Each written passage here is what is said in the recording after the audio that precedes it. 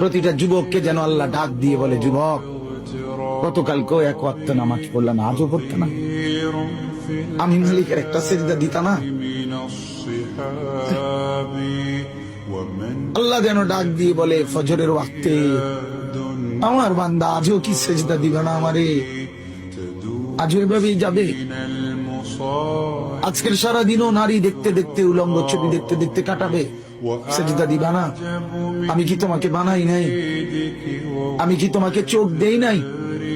আমি কি তোমাকে কান দেই নাই? আমি কি তোমাকে জবান দেই নাই? আমি কি তোমাকে দুইটা ঠোঁট দেই নাই? ইয়া আইয়ুহাল ইনসানু মা গাররাকা বিরাব্বিকাল কারীম। আল্লাহ বলে, আমার বান্দা, কে তোমাকে আমার মতো দয়ালু মনিব থেকে ভুল পথে নিয়ে গেল? কে তোমাকে পথ হারা করে দিল? আমার চাইতে আপন জন তুমি কাকে পেল? এত বড় আসমান যিনি দিলাম, আমি আপন হইলাম না? এত বড় জমিন যে দিলাম, আমি আপন হইতে পারলাম না? প্রতিদিন তোমার চোখে ঘুম পাড়ায় দেই, আমি সেই মালিক, আমি আপন জন হলাম না?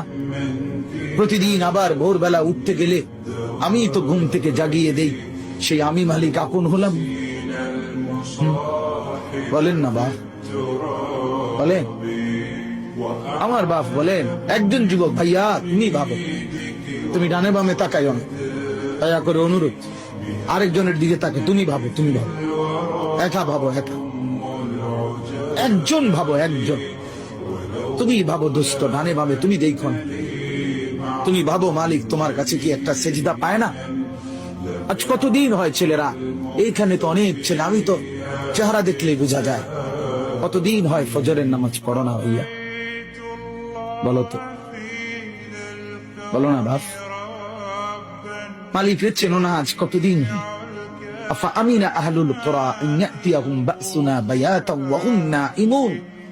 আল্লাহ তাআলা বলে, ও জনপদবাসী, মহল্লাবাসী, ও গ্রামবাসী, আমি আল্লাহ থেকে নিজেকে নিরাপদ কেমনে ভাবলা?